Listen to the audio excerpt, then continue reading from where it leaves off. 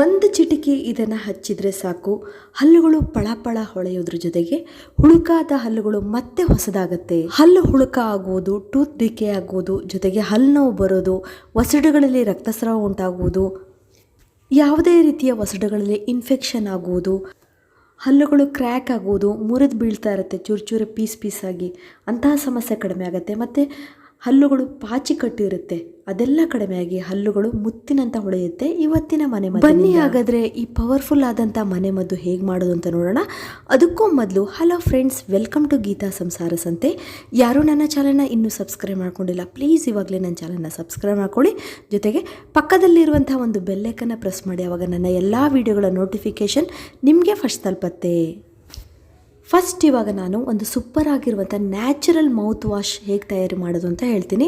ಇದನ್ನು ನಾವು ಮನೇಲಿ ಆರಾಮಾಗಿ ತಯಾರಿ ಮಾಡ್ಕೊಳ್ಬೋದು.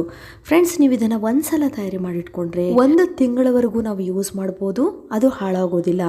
ಮಾರ್ಕೆಟಲ್ಲಿ ಮೌತ್ ವಾಶಿಗೆ ಸಿಕ್ಕಾಪಟ್ಟೆ ರೇಟ್ ಇರುತ್ತೆ ಫ್ರೆಂಡ್ಸ್, ಅದೇ ನಾವು ಮನೇಲಿ ಆರಾಮಾಗಿ ಇದನ್ನು ತಯಾರಿ ಮಾಡ್ಕೊಳ್ಬೋದು. ಇದನ್ನು ತಯಾರಿ ಮಾಡಲಿಕ್ಕೆ ಬೇಕಾದಂಥ ಮೊದಲ ಪದಾರ್ಥ ಅಂದರೆ ಪಟಿಕ.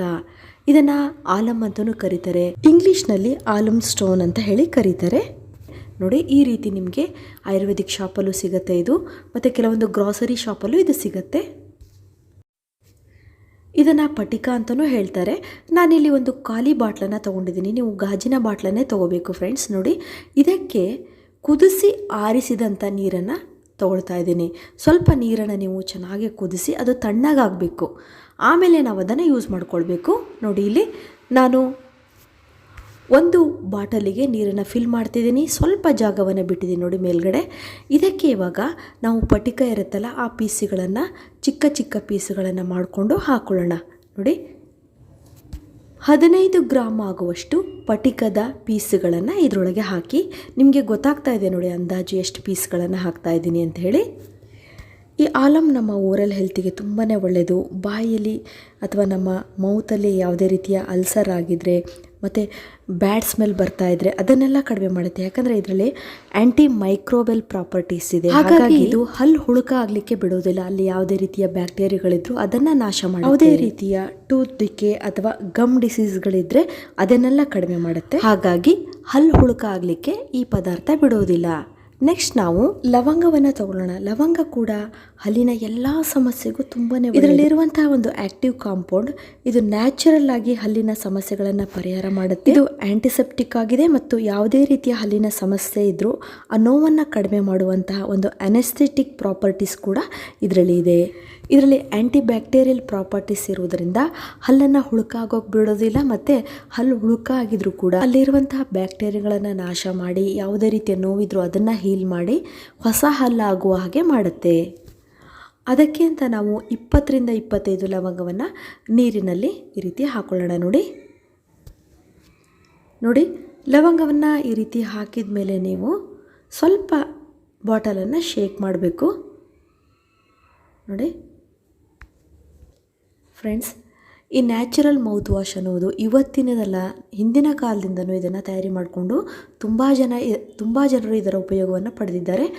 ನೀವು ಈ ರೀತಿ ಬಾಟಲಲ್ಲಿ ಹಾಕಿಟ್ಟ ಮೇಲೆ ಒಂದು 3 ದಿವಸ ಆದಮೇಲೆ ನೋಡಿ ಹಾಗೆ ಇಡಬೇಕು. ಆವಾಗ ನೋಡಿ ನೀರಿನ ಬಣ್ಣ ಚೇಂಜ್ ಆಗಿದೆ, ಪಟಿಕ ಮತ್ತು ಲವಂಗದ ಎಲ್ಲ ಅಂಶವೂ ನೀರಿನಲ್ಲಿ ಚೆನ್ನಾಗೇ ಬಿಟ್ಟಿದೆ. 3 ದಿವಸ ಆದಮೇಲೆ ನಿಮಗೆ ನ್ಯಾಚುರಲ್ ಮೌತ್ ವಾಶ್ ರೆಡಿ ಆಗುತ್ತೆ. ನಿಮಗೆ ಎಷ್ಟು ಬೇಕೋ ಅಷ್ಟು ನೋಡಿ ಒಂದು ಚಿಕ್ಕ ಗ್ಲಾಸಿಗೆ ಹಾಕ್ಕೊಳ್ಳಿ. ನೆಕ್ಸ್ಟ್ ನೀವು ಇದನ್ನು ಬಾಯಲ್ಲಿ ಹಾಕ್ಕೊಂಡು ಇದನ್ನು ರಿನ್ಸ್ ಮಾಡಬೇಕು.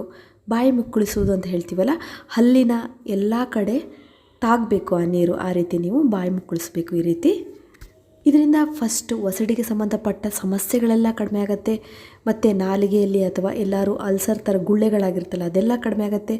ಹಲ್ಲಿನಲ್ಲಿ ಹುಳುಕ ಆಗಿದ್ದರೆ ಅಲ್ಲಿರುವ ಬ್ಯಾಕ್ಟೀರಿಯಾಗಳನ್ನು ನಾಶ ಮಾಡುತ್ತೆ, ಹಲ್ಲು ನೋವನ್ನು ಕಡಿಮೆ ಮಾಡುತ್ತೆ, ಹಲ್ಲುಗಳು ಸ್ವಚ್ಛವಾಗಿ ಪಳಪಳ ಹೊಳೆಯೋ ರೀತಿ ಆಗುತ್ತೆ. ಒಂದು ವೇಳೆ ಹಲ್ಲಿನಲ್ಲಿ ಪಾಚಿ ಕಟ್ಟಿದರೂ ಕೂಡ ಅದೆಲ್ಲ ಹೋಗುತ್ತೆ. ಹಲ್ಲು ಹಳದಿಯ ಗಟ್ಟಿರುತ್ತೆ ಕೆಲವರಿಗೆ, ಮತ್ತು ಕಪ್ಪಾಗಿರುತ್ತೆ, ಅಂತಹ ಎಲ್ಲ ಸಮಸ್ಯೆಗಳು ಕಡಿಮೆ ಆಗುತ್ತೆ. ಮತ್ತು ಬಾಯಿಂದ ಬ್ಯಾಡ್ ಸ್ಮೆಲ್ ಬರ್ತಾ ಇರುತ್ತೆ, ಅಂತಹ ಸಮಸ್ಯೆ ಕೂಡ ಕಡಿಮೆ ಆಗುತ್ತೆ. ಅಷ್ಟು ಚೆನ್ನಾಗಿ ಈ ಮೌತ್ ವಾಶ್ ಕೆಲಸ ಮಾಡುತ್ತೆ. ಹಿಂದಿನ ಕಾಲದಲ್ಲಿ ಹಲ್ಲು ಪಳಪಳ ಹೊಳಿಲಿಕ್ಕೆ ಏನು ಮಾಡ್ತಿದ್ರು, ಹಲ್ಲು ನೋವು ಕಡಿಮೆ ಆಗಲಿಕ್ಕೆ, ಹಲ್ಲುಗಳ ಎಲ್ಲ ಸಮಸ್ಯೆ, ಹಲ್ಲು ಹುಳುಕಾಗದಂತೆ ತಡೆಗಟ್ಟಲಿಕ್ಕೆ ಏನು ಮಾಡ್ತಿದ್ರು ಅನ್ನೋದಕ್ಕೆ ಇನ್ನೊಂದು ಮನೆಮದ್ದನ್ನು ಹೇಳ್ತೀನಿ ನೋಡಿ.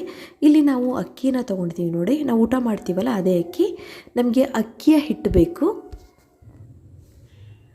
1 ಸ್ಪೂನ್ ಆಗುವಷ್ಟು ಅಕ್ಕಿ ಹಿಟ್ಟಾದರೆ ಸಾಕಾಗತ್ತೆ. ಅಕ್ಕಿ ಹಿಟ್ಟಿಲ್ಲ ಅಂದರೆ ನೀವು ಚಿಕ್ಕ ಮಿಕ್ಸಿ ಜಾರ್ ಇರುತ್ತಲ್ಲ ಅದಕ್ಕೆ ಸ್ವಲ್ಪ ಅಕ್ಕಿ ಹಾಕ್ಕೊಂಡ್ರೆ ಒಂದು ಸೂಪರ್ ಆಗಿರುವಂಥ ನಿಮಗೆ ಅಕ್ಕಿಯ ಹಿಟ್ಟು ರೆಡಿ ಆಗುತ್ತೆ ನೋಡಿ. ಇದಕ್ಕೆ ನಾವಿವಾಗ ಸಾಸಿವೆ ಎಣ್ಣೆನ ಹಾಕೊಳ್ಳೋಣ. ಸಾಸಿವೆ ಎಣ್ಣೆ ಕೂಡ ನಿಮಗೆ ಆಯುರ್ವೇದಿಕ್ ಶಾಪಲ್ಲಿ ಸಿಗತ್ತೆ.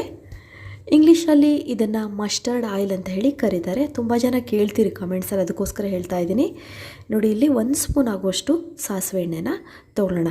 ಈ ಸಾಸಿವೆ ಎಣ್ಣೆ ಹಲ್ಲು ಹುಳುಕ ಆಗದಂತೆ ತಡೆಗಟ್ಟುತ್ತೆ. ಹಲ್ಲಿನಲ್ಲಿ ಸೇರಿಕೊಂಡಂಥ ಬ್ಯಾಕ್ಟೀರಿಯಾಗಳನ್ನು ನಾಶ ಮಾಡಲಿಕ್ಕೆ ತುಂಬಾ ಒಳ್ಳೆಯದು. ಅದ್ರ ಜೊತೆಗೆ ವಸಡುಗಳಿಗೆ ಸಂಬಂಧಪಟ್ಟ ಸಮಸ್ಯೆ ಇದ್ದರೆ, ವಸಡುಗಳಲ್ಲಿ ಇನ್ಫೆಕ್ಷನ್ ಆಗಿದ್ದರೆ, ವಸಡುಗಳಲ್ಲಿ ಊತ ಬಂದಿದ್ದರೆ, ಬ್ಲೀಡಿಂಗ್ ಆಗ್ತಾಯಿದ್ರೆ, ಕೀವು ಆಗ್ತಾಯಿದ್ರೆ ಅದನ್ನೆಲ್ಲ ಕಡಿಮೆ ಮಾಡುತ್ತೆ ಈ ಸಾಸಿವೆ ಎಣ್ಣೆ. ಫ್ರೆಂಡ್ಸ್, ಇದಕ್ಕೆ ನಾವು ನೆಕ್ಸ್ಟು ಒಂದು 5 ಹನಿ ಆಗುವಷ್ಟು ಲಿಂಬೆಹಣ್ಣಿನ ರಸವನ್ನು ಹಾಕ್ಕೊಳ್ಳೋಣ ನೋಡಿ. ಈ ಲಿಂಬೆಹಣ್ಣಿನ ರಸ ಮಾತ್ರ ಆಪ್ಷನ್ನು. ನಿಮಗೆ ಕೆಲವರಿಗೆ ಲಿಂಬೆಹಣ್ಣು ಇಷ್ಟ ಆಗಿಲ್ಲ ಅಂದರೆ ಬಿಡ್ಬೋದು. ನೆಕ್ಸ್ಟ್ ನಾವು ಮೊದಲೇ ತಯಾರಿಸಿಟ್ಕೊಂಡಿದ್ವಲ್ಲ ಮೌತ್ ವಾಶ್, ಅದನ್ನು ಹಾಕ್ಕೊಳ್ಳೋಣ ನೋಡಿ. 1 ಸ್ಪೂನ್ ಆಗುವಷ್ಟು ನ್ಯಾಚುರಲ್ ಮೌತ್ ವಾಶನ್ನು ಇದಕ್ಕೆ ಮಿಕ್ಸ್ ಮಾಡ್ಕೊಳ್ಳೋಣ. ಇವಾಗ ನಿಮ್ಗೆ ಏನು ಅನಿಸ್ತಿದೆ ಅಂತ ಹೇಳಿ ಕಮೆಂಟ್ಸಲ್ಲಿ ಹಾಕಿ. ಎಂಥ ಸೂಪರ್ ಆಗಿರುವಂಥ ಪೇಸ್ಟನ್ನು ಹಿಂದಿನ ಕಾಲದವರು ತಯಾರಿ ಮಾಡ್ತಾಯಿದ್ರು ಅಂತ ಹೇಳಿ. ನಾವು ಇವಾಗೆಲ್ಲ ಕೆಮಿಕಲ್ಯುಕ್ತ ಪ್ರಾಡಕ್ಟ್ಗಳನ್ನೇ ಬಳಸ್ತೀವಿ, ಆದರೆ ಹಿಂದಿನವ್ರು ಎಷ್ಟು ಬುದ್ಧಿವಂತರು ನೋಡಿ, ಎಷ್ಟು ಚೆನ್ನಾಗಿ ಮನೇಲೆ ಪೇಸ್ಟನ್ನು ತಯಾರಿ ಮಾಡ್ಕೊಳ್ತಿದ್ರು. ಮತ್ತು ಅವರು ತಮ್ಮ ಕೈ ಬೆರಳಿನಿಂದ ಚೆನ್ನಾಗೇ ಹಲ್ಲನ್ನು ತಿಕ್ತಾಯಿದ್ರು. ಇದರಿಂದ ಯಾವುದೇ ರೀತಿಯ ಹಲ್ಲುಗಳಿಗೆ ಸಂಬಂಧಪಟ್ಟ ಸಮಸ್ಯೆ ಇದ್ದರೂ ಕಡಿಮೆ ಆಗ್ತಿತ್ತು. ಅವ್ರು ಸ್ಟಾರ್ಟಿಂಗಿಂದನೇ ಇಂತಹ ಮನೆಮದ್ದನ್ನು ಮಾಡ್ತಾಯಿದ್ರು. ಅವಾಗ ಹಲ್ಲುಗಳು ಹುಳ ಹಿಡಿತಿರಲಿಲ್ಲ ಮತ್ತು ಯಾವುದೇ ರೀತಿಯ ವಸಡುಗಳಿಗೆ ಸಂಬಂಧಪಟ್ಟ ಸಮಸ್ಯೆನೇ ಬರ್ತಿರಲಿಲ್ಲ. ಹಾಗಾಗಿ ಅವರ ಹಲ್ಲುಗಳು ಕಬ್ಬಿಣ ಥರ ಗಟ್ಟಿ ಇರ್ತಿತ್ತು. ಇವಾಗೆಲ್ಲ ನಾವು ಕೆಮಿಕಲ್ಯುಕ್ತ ಪ್ರಾಡಕ್ಟ್ಗಳನ್ನು ಬಳಸ್ತೀವಿ. ಇದರಿಂದ ಯಾವುದೇ ರೀತಿಯ ಹಲ್ಲಿಗೆ ಸಂಬಂಧಪಟ್ಟ ಸಮಸ್ಯೆಗಳೇ ಕಡಿಮೆ ಆಗೋದಿಲ್ಲ. ಹಲ್ಲು ಹುಳುಕ ಆಗ್ತಾನೇ ಇರುತ್ತೆ, ವಸಡುಗಳಿಗೆ ಸಂಬಂಧಪಟ್ಟ ಸಮಸ್ಯೆ ಉಂಟಾಗ್ತಾನೇ ಇರುತ್ತೆ. ಫ್ರೆಂಡ್ಸ್, ಇನ್ಮೇಲಾದರೂ ಈ ರೀತಿಯ ಮನೆಮದ್ದುಗಳನ್ನು ಮಾಡಿ ಆರಾಮಾಗಿ ನಾವು ಹಲ್ಲುಗಳಿಗೆ ಸಂಬಂಧಪಟ್ಟ ಸಮಸ್ಯೆನ ಕಡಿಮೆ ಮಾಡ್ಕೊಳ್ಬೋದು ನೋಡಿ. ಈ ರೀತಿ ಮಿಕ್ಸ್ ಮಾಡಿ ನಾವು ಬ್ರಷ್ ಅಂತೂ ನಾವು ಮಾಡೋದು ಕಲ್ತ್ಬಿಟ್ಟಿದ್ದೀವಿ, ಎಲ್ಲರೂ ಬ್ರಷನ್ನೇ ಯೂಸ್ ಮಾಡೋದು. ಈ ಬ್ರಷ್ಷಿಗೆ ಪೇಸ್ಟ್ ಬದಲು ಇದನ್ನು ನೀವು ಯೂಸ್ ಮಾಡಿಕೊಂಡ್ರೆ ಹಲ್ಲಿಗೆ ಸಂಬಂಧಪಟ್ಟ ಎಲ್ಲ ಸಮಸ್ಯೆಗಳು ಕಡಿಮೆ ಆಗುತ್ತೆ. ಹಲ್ಲುಗಳು ಮುತ್ತಿನಂತೆ ಪಳಪಳ ಹೊಳೆಯುತ್ತೆ.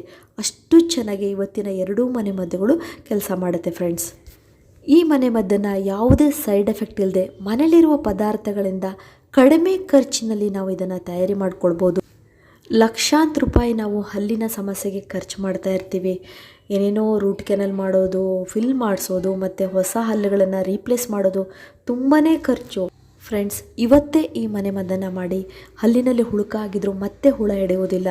ನಿಮ್ಮ ಹಲ್ಲುಗಳು ಎಷ್ಟೇ ವರ್ಷಗಳಿಂದ ಪಾಚಿ ಕಟ್ಟಿದರೂ ಕೂಡ ಅದೆಲ್ಲ ಕ್ಲೀನ್ ಆಗುತ್ತೆ, ಕ್ಲಿಯರ್ ಆಗುತ್ತೆ. ಹಲ್ಲುಗಳು ಮತ್ತೆ ಫ್ರೆಶ್ ಆಗಿ ಪಳಪಳ ಹೊಳಿಲಿಕ್ಕೆ ಸ್ಟಾರ್ಟ್ ಆಗುತ್ತೆ. ಫ್ರೆಂಡ್ಸ್, ಲಾಸ್ಟಲ್ಲಿ ನಿಮಗೆ ವಿಶೇಷವಾದಂಥ ಒಂದು ಸೂಚನೆ ಕೊಡ್ತೀನಿ. ಈ ನ್ಯಾಚುರಲ್ ಮೌತ್ ವಾಶನ್ನು ನೀವು ವಾರದಲ್ಲಿ 2 ಸಲ ರಿನ್ಸ್ ಮಾಡಿದರೆ ಸಾಕಾಗತ್ತೆ.